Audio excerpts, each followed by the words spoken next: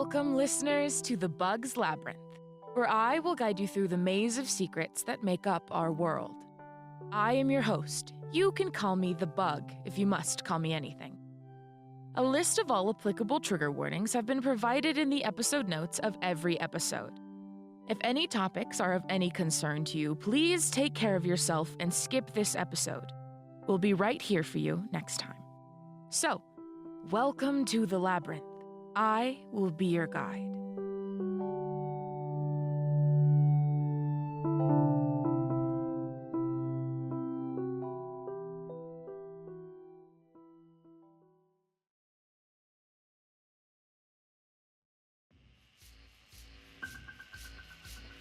The Green Beetle Sweater. Entity Classification ID PODN-21. Status of Entity Detained. Classification of Entity Object. First Instance of Entity 2021. Date of Event October 29th, 2021. Date of Statement November 4th, 2021. Last possessor of entity before Institute intervention, Emery Noel.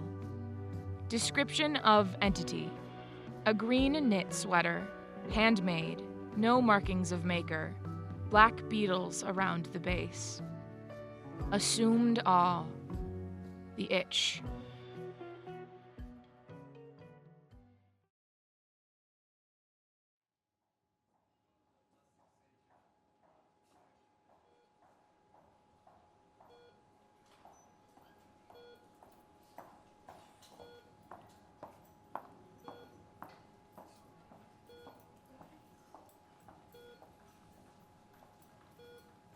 I'm sorry, who are you? I already talked to the police and psychiatrist. You can just ask them. Who are you, reporters? With the hospital. Yeah, right.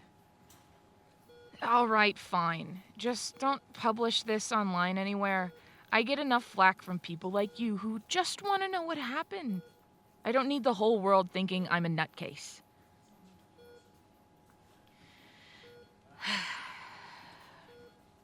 All right, well, it was the end of October. The weather was getting colder, and I had worn out all of my warmer clothes, so I was looking for something cozy to wear. I'm not a huge fan of supporting big corporations, and I didn't exactly have the most amount of money, so I was trying to find something from one of the charity shops down on Main. It took me a few tries of going in a couple of times a week, but eventually I found something I liked. It was a knit sweater. A nice shade of olive green, cute little black beetles all around the bottom. It almost looked like they were dancing around the trim. It even zipped up too, which was nice. Meant I could wear it out whenever I wanted. I had been wanting to play around with my fashion a bit more anyway, and it was cute enough, so I bought it. It was only a couple of bucks, too. Such a silly thing to think about now. Being excited about cute clothes that don't cost too much. You know, I've been wondering about who the previous owner could have been before it made its way to the charity shop. Certainly they never wore it because, well, you know. I really loved the thing. It felt new for being from a charity shop, and the first time I put it on, it just fit right. Hugged me in the right ways and kept me warm in the chill of October. There was this party the night after I got it. My roommate Tracy was invited to some Halloween thing and dragged me along. I didn't get out much at the time, and she was always begging me to go out. Live a little, she always said. I wish to God I had listened to her. Live your life while you have it and all that. My Nona would give me a proper beating if she could see me now. It was cold that night. I remember because I was grateful for the warmth of my new sweater. I wasn't dressed up for Halloween or anything, but I was still getting compliments. Everyone loved the vibe of it. begging me to tell them where I'd found it and giving a dramatic frown when I told them it was a lucky pick from a charity shop. I looked at the tag, of course, before I bought it so I could look it up later, but there was nothing. No tags, no markings, not so much as a hand wash only. I mean, I figure it must have been handmade, but who in their right mind would...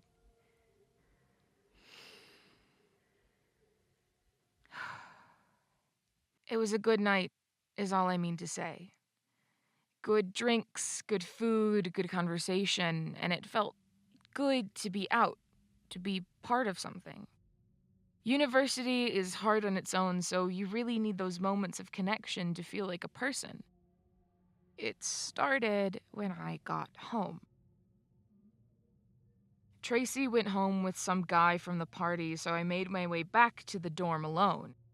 I was happily tipsy, sure, but I swear to you I wasn't drunk. I remember everything as clear as crystal. I've told the therapist in this joint my story over and over and over again, and my story has never changed, not one detail, not even once. I'm stressing this because I need you to know that I was sound of mind, or whatever the professional term is. I got home, took my shoes off at the door, and ran a bath.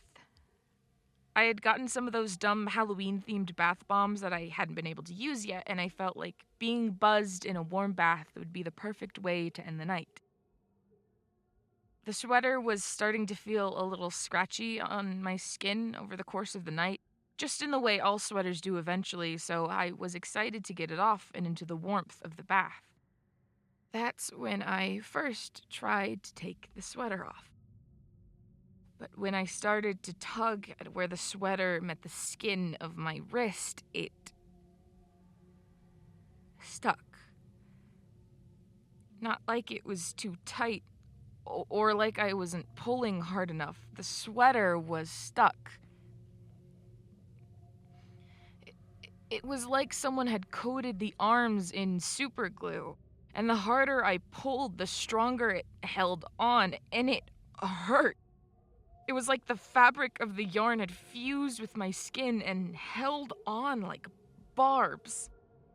Like I said, I was tipsy, so I wasn't thinking straight, and I was thinking that if I pulled hard enough, it would eventually come off. So I pulled on every part of the fabric I could, but it wouldn't budge, and my arms were really starting to hurt.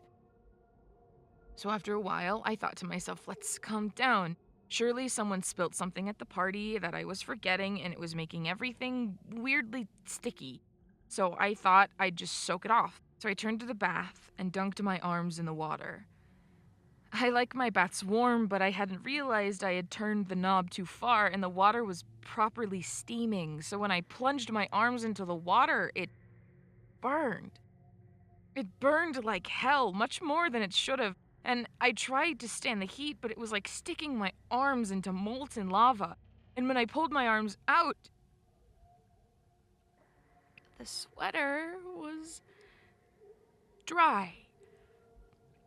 Bone dry.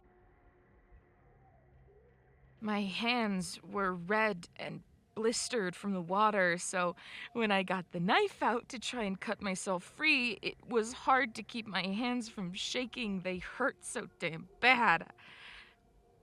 I ended up cutting my hand. Deep, too. So now my arms are sore, my hands are burned, and I've sliced the hell out of my palm.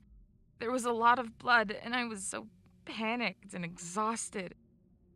I was still tipsy and not entirely there, so I wrapped my hand in some paper towels and went to bed.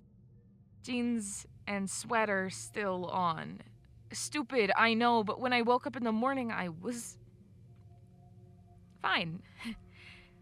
My hands looked spotless. I still remember the pain I felt. I could still see the blood. I practically sprinted to the bathroom, and there, covering the white tiles, were puddles of dried blood. So I tried again. I tugged and I pulled and I did everything I could to take the damn thing off, but nothing worked. I don't know what got into me, but the feeling of being trapped. I don't know if you've ever felt like that. Hopeless and desperate and itchy and stuck. I wasn't thinking straight. You know, you really don't know what you're capable of until you're in a situation like that. And I know what you're thinking. I was overreacting. I'm crazy. Just take the damn sweater off. But when I tell you I was pulling for hours, I don't know what got into me. I just screamed out in frustration and rage and pulled on the sleeve so hard I felt my skin begin to rip. It hurt. It hurt so damn bad, but the relief I felt at a way out, it was enough to fuel me, to keep pulling. So I did. I pulled, and I tore, and I ripped, until I eventually passed out.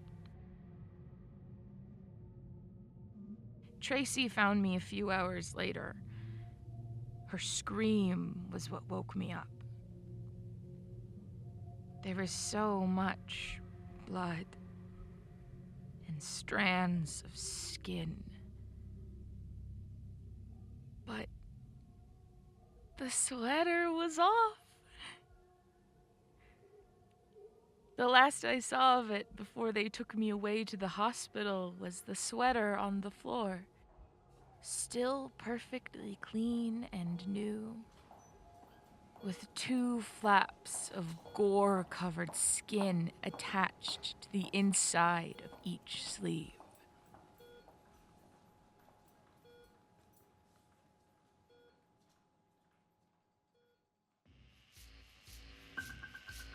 Emery Noel was brought to Safe Haven Mental Hospital after an intensive trip to the Southport Emergency Center.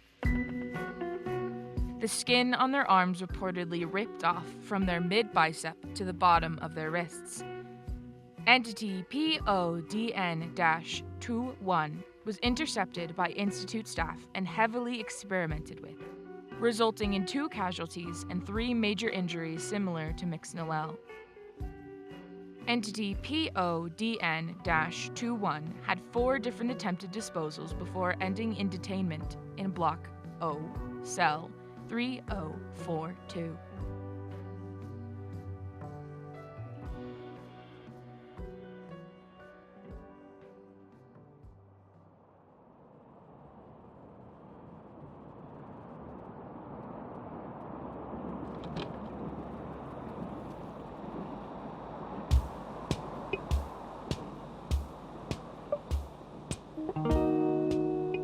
Thank you for listening to The Bugs Labyrinth. The Bugs Labyrinth is an Amsel TV production. This episode was written, recorded, directed, and edited by Amsel T. Vance. Manuscripts were edited by Avery K. Rayner. Audio consultant, Dani B. Places and names have been changed for the privacy of all involved. Safety is the most important thing to us, and we will never compromise that. Follow us on Twitter @BugsLabyrinth for updates and if you need to contact us. Rate and review us wherever you listen to podcasts. It's the best way to help us out and get our story out there. And support our Patreon to help us keep making cool stuff. Until next time, stay safe, listeners.